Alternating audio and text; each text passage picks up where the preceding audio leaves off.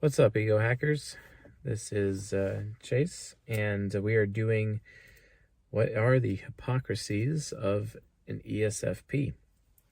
It's part of our premium lectures for this month. Thank you all for being subscribed. Also, I realize that I'm in a car and it's dark, and this is not an ideal situation. But be that as that may, ESFPs, they're hypocrites like the rest of us. And based on that level of inherent hypocrisy, I am here to comment on that, especially since I've been dealing with a lot of drama relating to ESFPs in my life as a recent, very much as a recent, between let's just say that I have a lot of SFPs in my family, but a lot of ESFPs in my family, and that's also been it's always been a struggle. It's been a struggle for me personally with dealing with ESFPs because they are my super ego type, and I always just have to remind myself of them being my super ego type. They're the enigma type to my type, the ENTP, and how I can learn and benefit, and how potentially I can teach them and they can benefit from me over time. But for some reason, I just won't either. I usually won't have anything to do with them, or they won't have anything to do with me.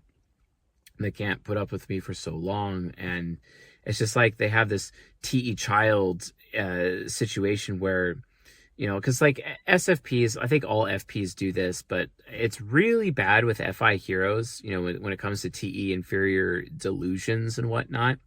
But when it comes to, ESFPs with TE child, the truth really, really hurts them because they're going out of their way to stave off embarrassment at all times. And they would rather live a lie, a comfortable lie, instead of face the truth, because of the risk of embarrassment. And I've had to deal with that my whole life when it comes to ESFPs on a consistent basis. And even to the point where sometimes I'd feel okay, yeah, I'm not being wanted by this ESFP. And for example, my ex-wife, and instead of just being honest with her about my feelings and whatnot, what I would do, especially since I was a beta male cuck in those days, what I would do is I just wear a mask and I'd just be fake. I'd be fake, and I would purport the lies basically on a consistent basis, and which is a form of enabling and enabling an ESFP is one of the worst things that you can do. And based on that, as soon as you decide to stop enabling an ESFP, well, they're going to hate you. They really just do. Now that's not necessarily true for all types, because ESFPs really have a hard time taking the harsh TI parent, because their TE child's oh, you're spanking my child with your TI parent consistently, and then they just get mad. But at the same time, they see how my FE child just constantly is making other people a priority instead of myself, which causes them to lose respect for me. They see other people taking advantage of me because I'm triple systematic, and they're just wow, Chase, you're just the most childish person in the world. But then again, from my perspective, it's no, the ESFP is insanely childish, because they'll listen to anything and not even actually bother to verify the information. They want to, go super quick and put all of their energy into figuring out how to feel about something without even actually going to, find out. And it's weird because they have TE child, but why won't they actually bother to go look something up? Why don't they actually bother to go read? I mean, getting an ESFP to read a book in my life, it's been an absolute chore. It's been an insane chore. It's been super difficult to actually do or actually pull off in any way, shape, or form. And and for those ESFPs who are watching this, I really hope you guys do have the patience to read, because the best ESFPs in the world are the ones who have the patience to read. And it's so funny, like even the ones that claim that they have the patience to read, I just see them skimming through the book, or just skipping to the end, or just, thumbing through it and not actually taking the time and reading it word for word. I don't know of a single ESFP that actually does do that. And if they do, it's with audio, but then they complain about being distracted consistently. But the bottom line is that because of that, I oftentimes consider ESFPs just walking around in a state of willful ignorance, because they're either completely and utterly lazy, or just uninterested in actually reading and making themselves have a valuable opinion, even though their FI parent basically by default means that they have an opinion, that how they feel about something, and thus I have an opinion, so I'm entitled to share my opinion, even though they don't actually know anything about the topic or anything about the subject matter whatsoever. And they're very fast to elect themselves experts, very fast, especially with INTJ shadow, and that is a huge hypocrisy that I've had to deal with when it comes to ESFPs, is them electing themselves experts. But what's really funny about that, and I'll be talking about this in the next lecture, they would say the same thing about me. They would say the same thing about the ENTP, but I'll be exposing myself in the next lecture, so we'll talk about that later, and how some of the ESFPs, would criticize me in that regard. And in a lot of ways, I would actually agree with them, especially when I was younger. Nowadays, though, like, it's so interesting because, like, here's an anti-hypocrisy, or the opposite of hypocrisy that ESFPs do or don't do. I guess they do it, but it's not from a hypocritical standpoint. It's like, because like TI users in my life, they will assume that what my position is on XYZ thing. Like just recently, I talked a lot about red pill related stuff, even though like it's not all red pill. I actually have huge disagreements with red pill in certain ways, because I find Tomasi's praxeology of the red pill to be somewhat incomplete, but at least he himself admits that it's incomplete and that it's a praxeology that needs to be practiced over time. And I got to give him credit where it's due on that. But I had to provide practical tools and actually, get some actual outcomes, to people. It's just like Mercer Kaiser, the ESFP, said to me recently. He's like, a lot of people out there talk about red pill, but they don't actually talk about solutions. And Chase, you're the only one out there who talks about the solutions, which I really appreciated that he said. And the TI users in my life, for example, they'll just judge me, and then they'll just make statements. They don't even bother to ask a question, but at least the ESFPs will bother to ask the question. So while they may not read, which really frustrates, and while they may elect themselves experts, at least they have enough common sense to actually ask what my position is and ask what I know and how I know it before, they actually can reserve judgment that way. And that's something that I've always appreciated about their FI parent. Until, of course, that FI parent all of a sudden feels like it deserves something more from me because FE critic. In the same way an ESTP, for example, just won't listen to anybody because TE critic just is like, wow, like by default, unless I'm the one coming up with the conclusion myself, I ain't listening to you, period, end of story. It ain't happening, bro. Well, with the ESFP, it's just kind of like they just assume that everyone else around them is worse than they are. Like they assume that people are bad by default. They just assume that. They assume people are just bad people. And I don't like that assumption. It's not so much an assumption, which is more of an FE nemesis thing. It's more of like it's like a default setting. It's not that they're completely aware of it. It's just that ESFPs carry themselves thinking that they're better than everybody else, which ends up creating this air of entitlement about them, because it's like, hey, I know I deserve this because I performed this thing and I reached this achievement, so I deserve this. And, and sometimes it's so funny because their TI trickster will just make up achievements for themselves, make up little levels for themselves. And then they'll move the goalposts of those achievements and move the goalposts of those levels, because it's like, oh, I deserve a treat right now. I'm going to go get myself a cookie, or I'm going to go buy this right now because I deserve this, because I accomplished this today. And then the achievement, or like what they needed to achieve in order to, quote, earn that treat for the day, started with one rubric or one set of requirements at the beginning of the day. But by the end of the day, only one of those requirements was actually met, and they're still giving themselves that treat, for example. And it's like, bro, are you even actually going to follow your own standards? Are you ever going to follow your own standards? So they're constantly like making up new standards as they go, all the time. Every day. New standards. I'm going to hit this standard. I'm going to hit this goal. But then they don't. And then they still give themselves a reward, which ends up creating negative consequences and messes for other people to clean up. It's kind of like how the ESFP is like, oh, I'm going to make these decisions. I have my NI inferior, mud choice, mud choice. ESFPs do the same thing, mud choice, mud choice. And then because they just don't care about the consequences of their actions, they really don't care. It's not that they're oblivious to it. They just don't care. It's not a priority to them because of their demon function, their any demon. It's like, hey, I'm going to make this decision. It's going to create a mess for other people in my life to clean up. And that's even true of my ex-wife. God bless her. When we were first dating, like, I had to clean up after her all the time. Very dirty mess in her room.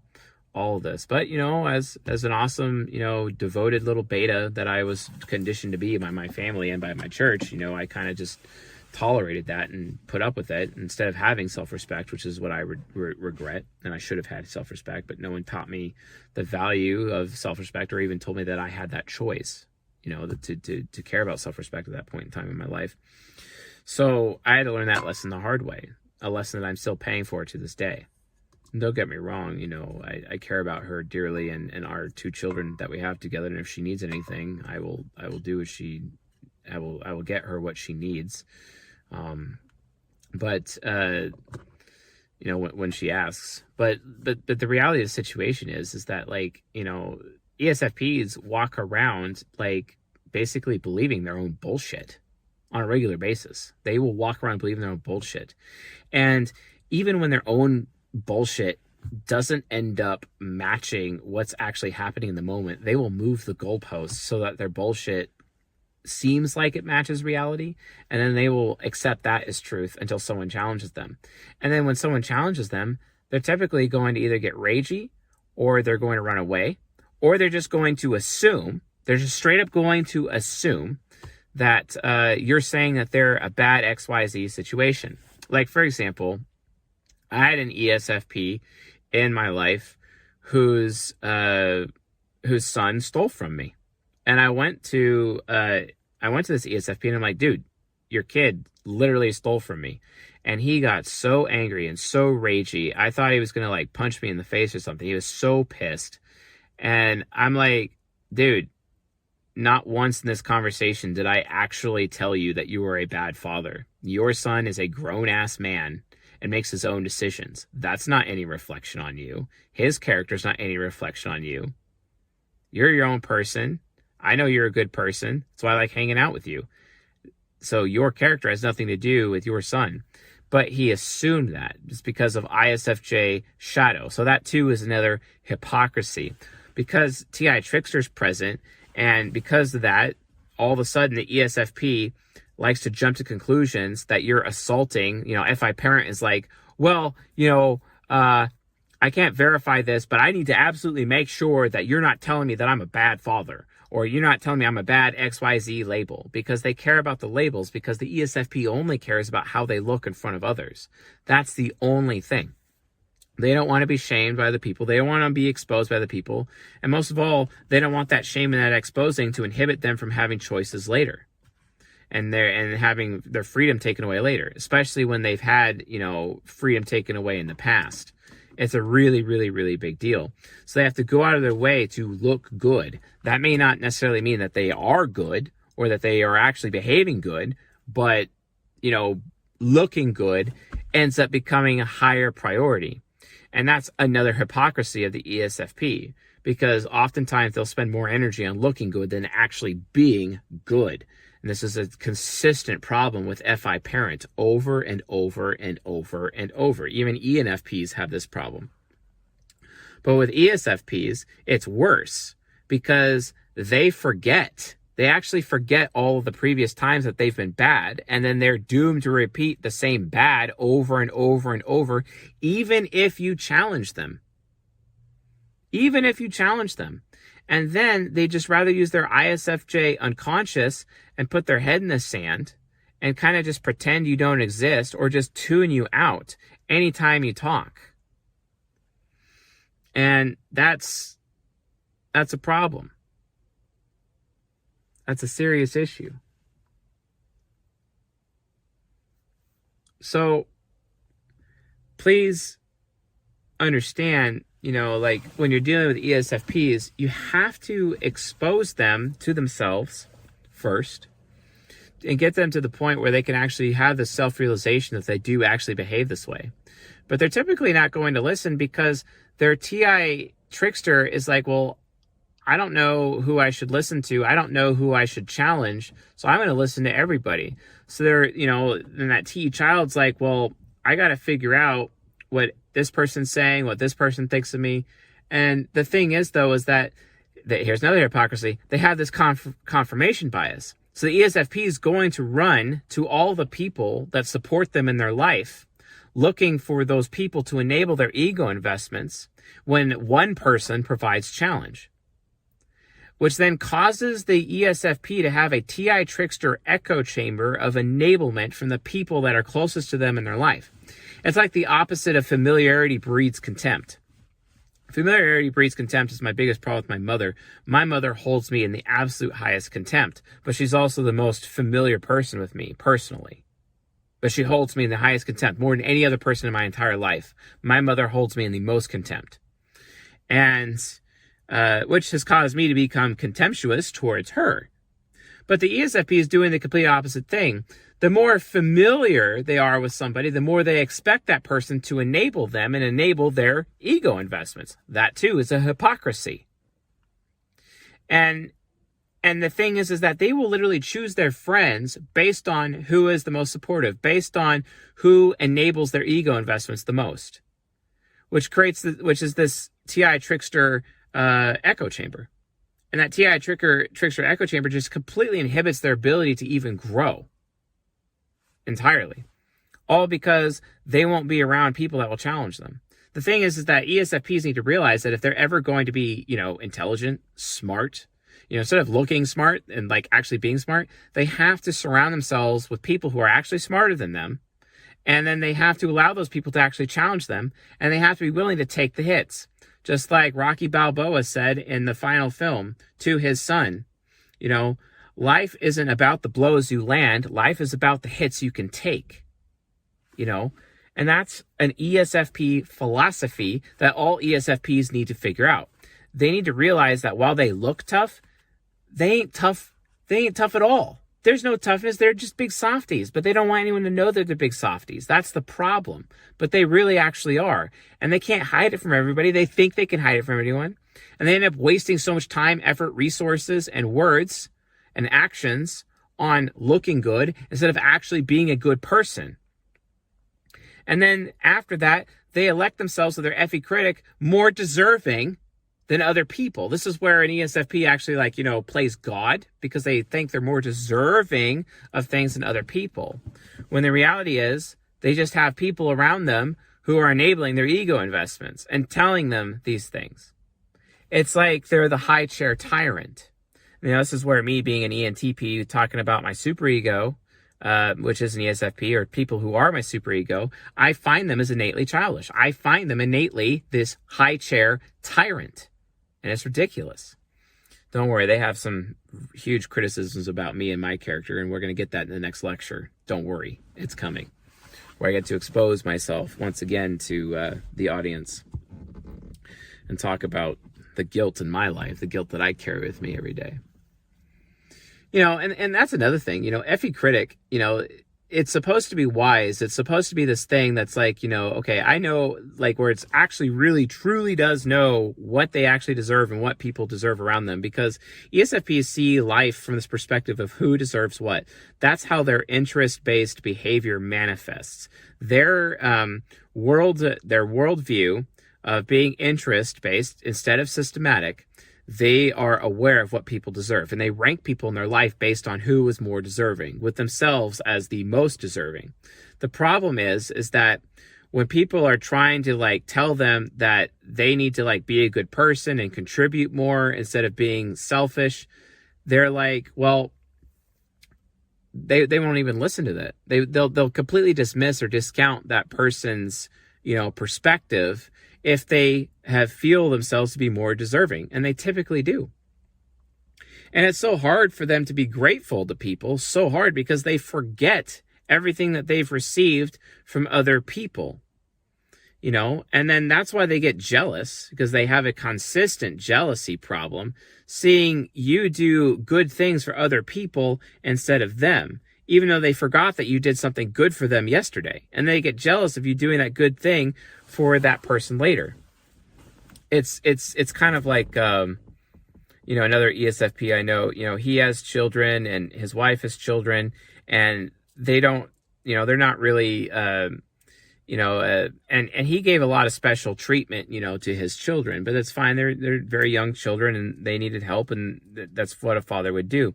But then he gets really, really angry when his wife, gives money or does things for her children that she had before their marriage. He gets super upset about it because it's like, well, why do they deserve that? Blah, blah, blah. And then she's like, I'm treating my children the same way you treated your children at the beginning of our marriage. There's nothing wrong with that. But because they forget, and because they see themselves as more deserving, and they don't remember how they may be less deserving because they've already taken in the past. Because of that, well, they have to be consistently reminded that they aren't actually as deserving as they believe themselves to be. They're not actually as smart as they believe themselves to be. Sure, an ESFP can become insanely brilliant, and I get it. I understand that people treat them like airheads because oftentimes they act like airheads. I get it. And I know it sucks being an ESFP dealing with that. I get it.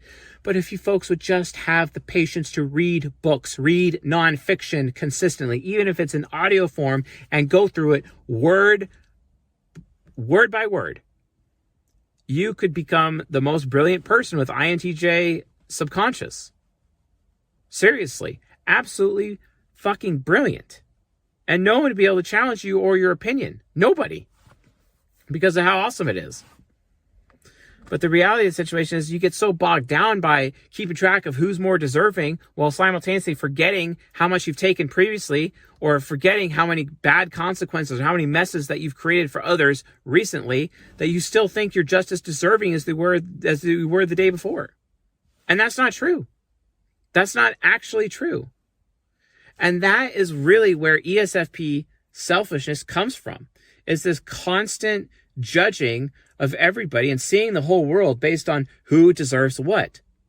This is where their FE critic literally is playing God with people's lives, playing God with people's resources consistently.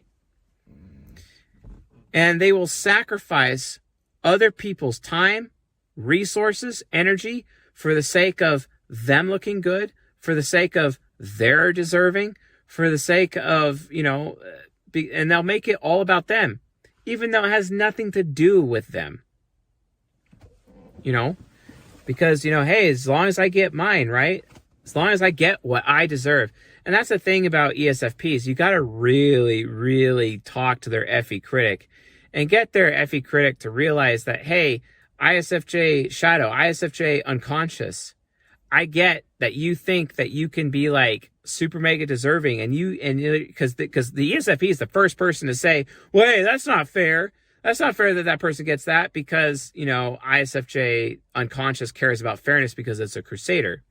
The problem is that because and there's another hypocrisy, because the ESFP has forgotten, what other people got or what they got in the past, And because they are constantly out of date, an ESFP is completely out of date over who got what every single day, every hour even. They're so out of date. They instantly know, and then they don't the next minute.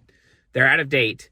And because they're out of date, they make these judgments, these assumptions that, oh, these people are getting special treatment. And then they start not feeling special anymore. And then they guilt all the FE users in their life into giving them more, even though they forgot that they were already made special 2 hours previously.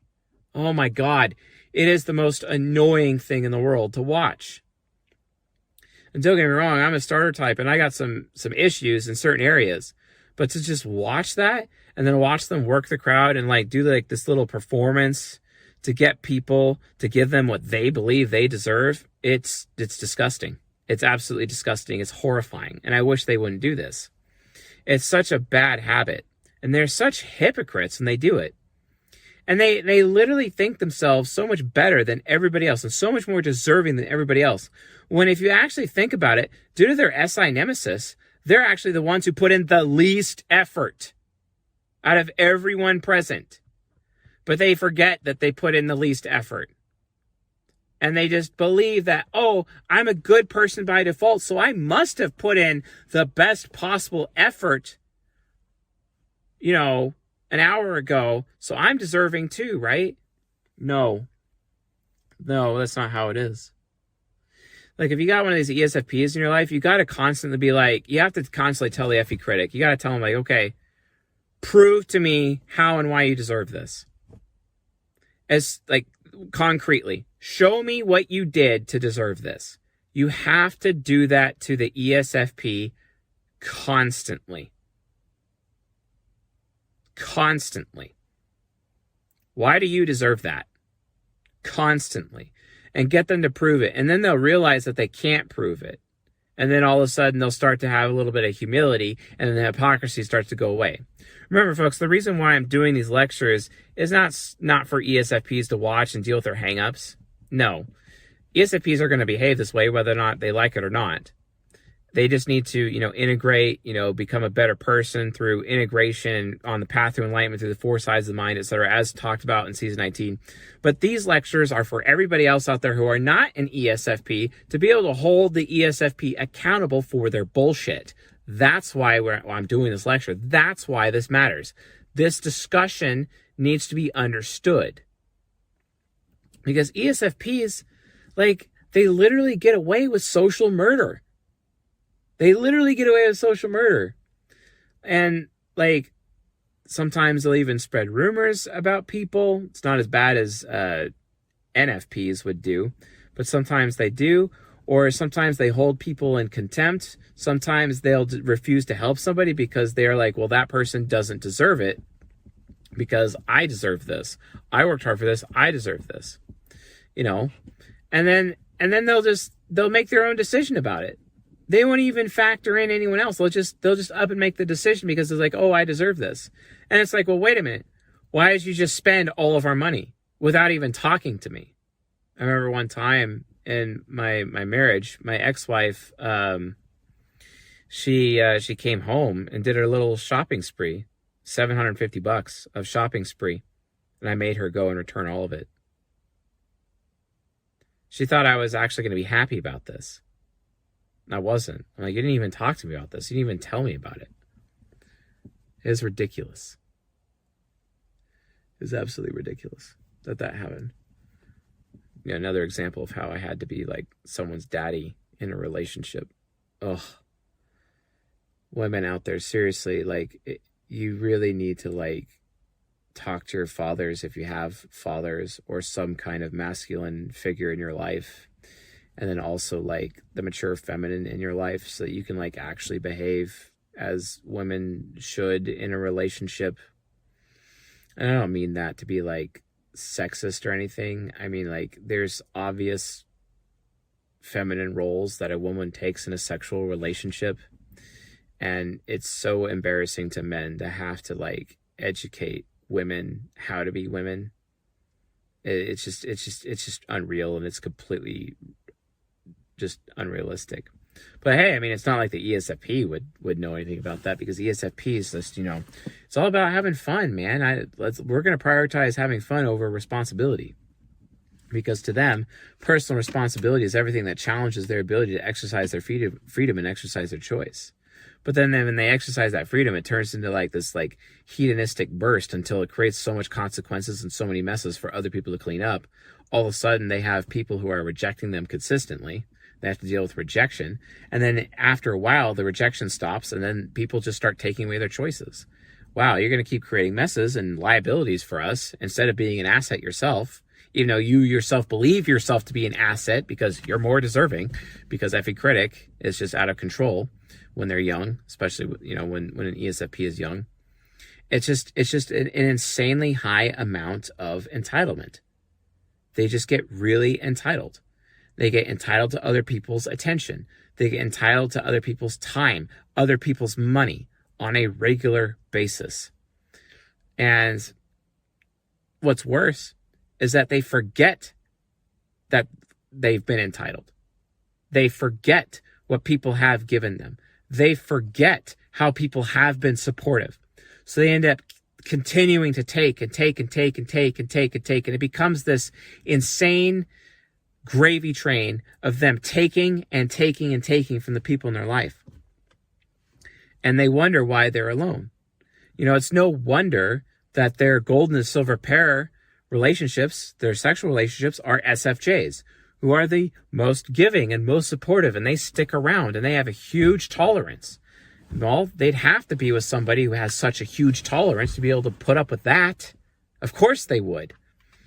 Lucky for them, the SFJs are the most common out there. Thank God the SFJs are the most common out there, because who can deal with an entitled ESFP who is ungrateful and forgets every previous time that they've taken, and then ends up living a life of endless jealousy of all these other people being special and all these other people getting these things, and hey, how come that person got that meal, or hey, how come that person got this, or how come they got that?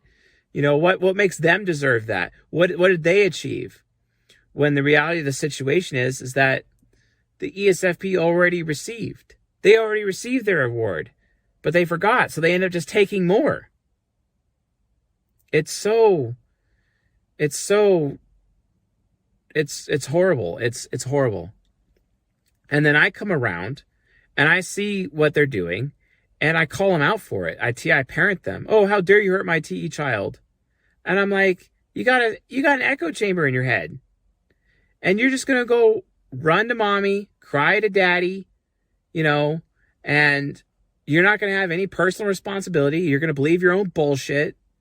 So I guess I'm just wasting my breath. And me correcting an ESFP, I will admit, 8 out of 10 times in my life, so 4 out of 5 times in my life, it's been like what Solomon talks about in the book of Proverbs. Correct a fool and he will hate you, but correct a wise man and he will love you. And ESFPs that I've corrected, they hate me. They get angry with me consistently. And I recently corrected an ESFP, and he sent me this huge, long letter about how much of a piece of shit I am and how I must shit on my customers and shit on people. I'm like, no, I'm actually honest, and I'm the only person out here who cares about you enough to have the guts to tell you the truth to your face and actually treat you like a man, actually. But apparently you can't be grateful for that, because how dare I shine the light on you and expose you to others, because when I exposed you privately, you decided to believe your own bullshit and not accept what it was I actually told you. Okay? And this has been a consistent theme in my life. Yes, I will get to the ESFP criticisms of me. They have some very fair points and very fair positions on ENTPs, and how ENTPs are just, stupid in a lot of ways and just ridiculous. And the ESFP would be right. They'd be absolutely right about it. I get it. Just like I could see how ENFPs are so right about ESTPs. Oh my God. ESTPs got their own little gravy train, but if you watch the the lecture on ESTPs, you'd know that, etc. But that's the thing, guys. Like, oftentimes, like, we just really just don't know. You just don't know. People just lack self-awareness entirely. And ESFPs are some of the most external of all the types. They're so aware of everyone else's experience. They're so aware of everyone else's actions, so aware of what everyone else has done or doing. And they're so aware of what everyone else is thinking that they don't bother to check what they're thinking. And they really don't bother to check what they have done, because it's not relevant to them, because they live in the moment so much. And because of that, not only can they keep track of how they failed, but they won't listen to anyone who is calling them a failure and telling them that they're a failure. It's even worse. And if they keep trying, they'll just run to daddy. They'll just run to mommy, who will enable them. This is even worse. An ESFP who doesn't live with their parents and lives alone, completely alone. Oh, God, that's awesome. Now that's an ESFP. An ESFP who is haunted by their own thoughts every single day because they don't have any new information to put into their head to push out the old information. So the old information stays in their head and it rots and it congeals and it judges them and exposes them to themselves. Oh, that's amazing. Oh, I love it. I love that, because that's what actually builds character in an ESFP when they're alone with just their own thoughts. And no Instagram, no Facebook, no social media, no any content of any kind. They are the biggest content consumers, because in the reality of the situation is ESFPs, every ESFP I have ever met in my entire life just does nothing but run away from themselves.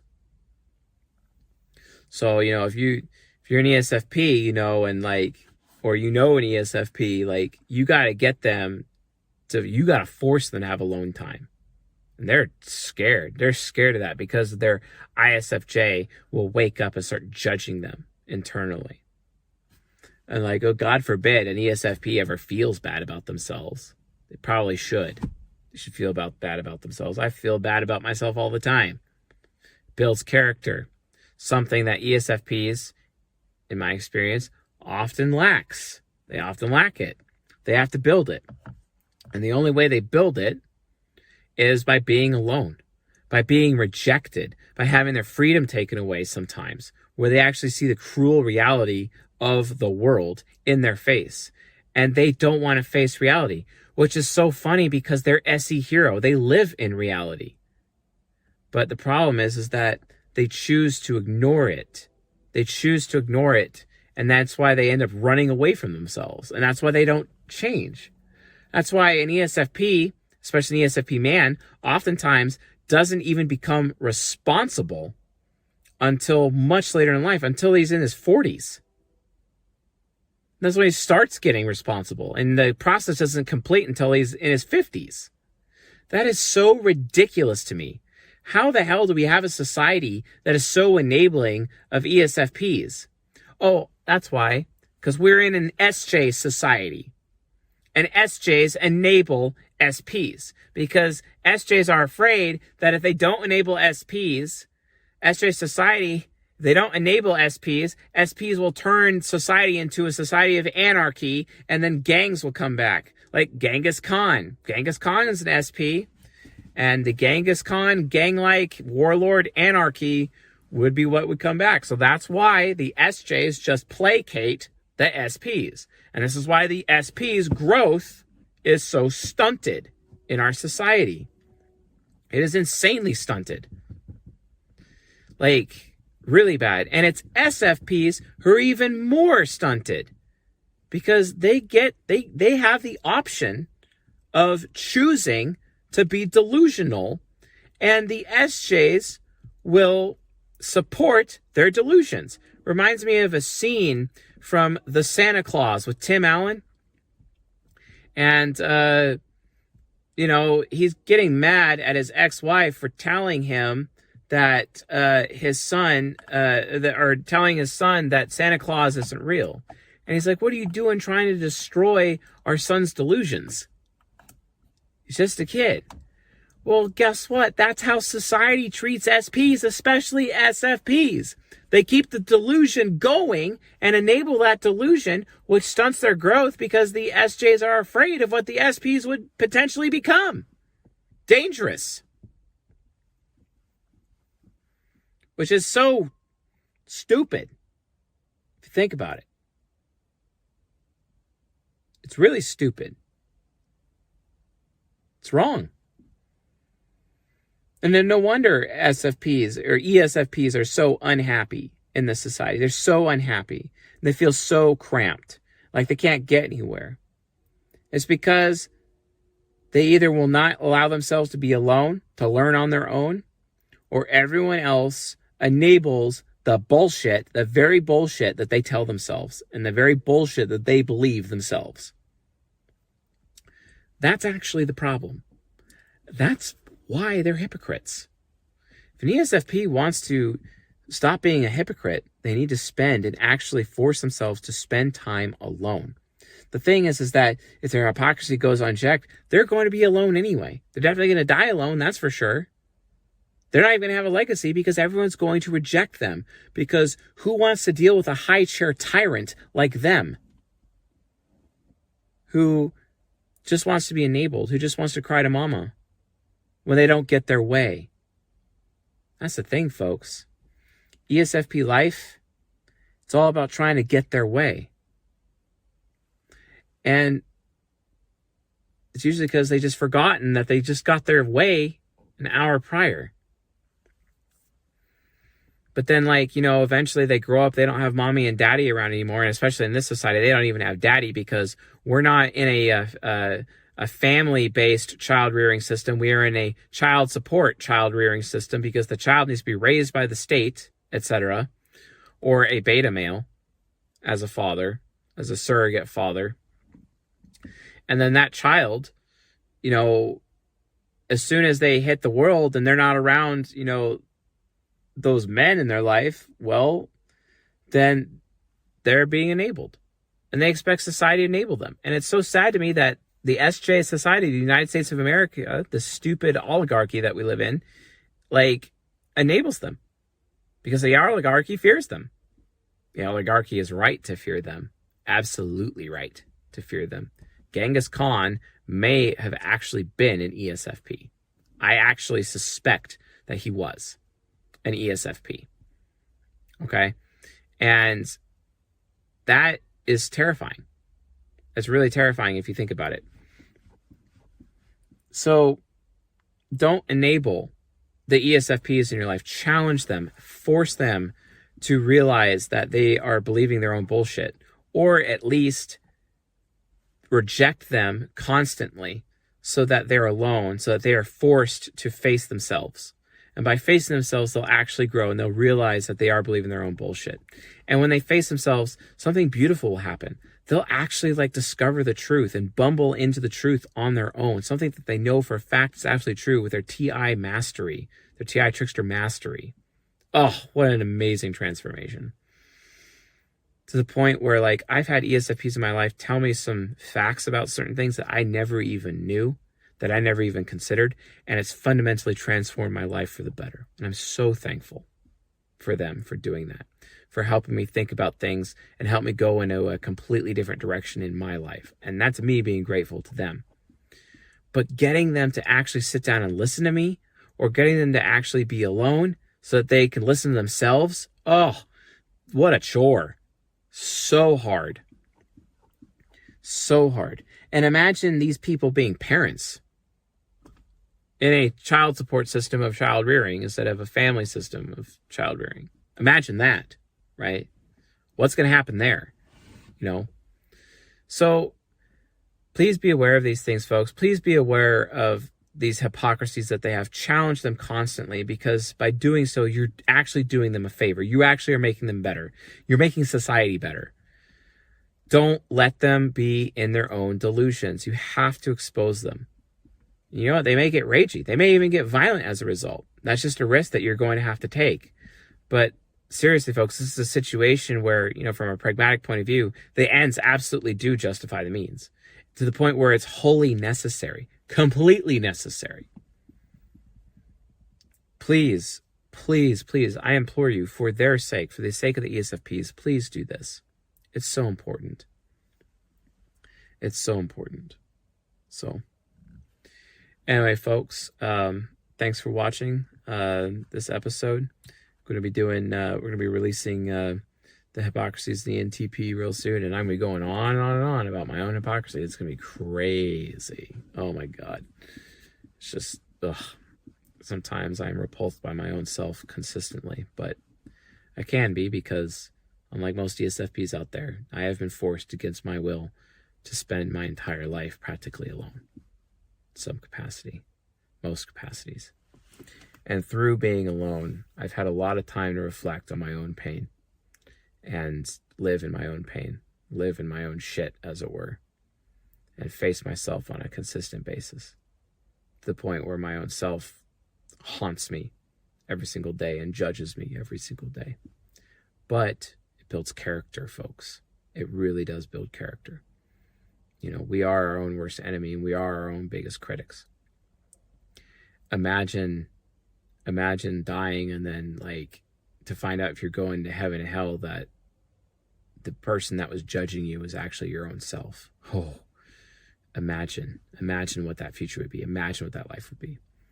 Just like that motivational speaker once said, it's like, you looked at yourself in the mirror when you were 18, and then you look at yourself in the mirror now. Did you just disappoint your 18-year-old self? That's the judge, folks. Watch out for that. Make sure you live your life accordingly. So, anyway, folks, with all that being said, I'll see you guys tomorrow night.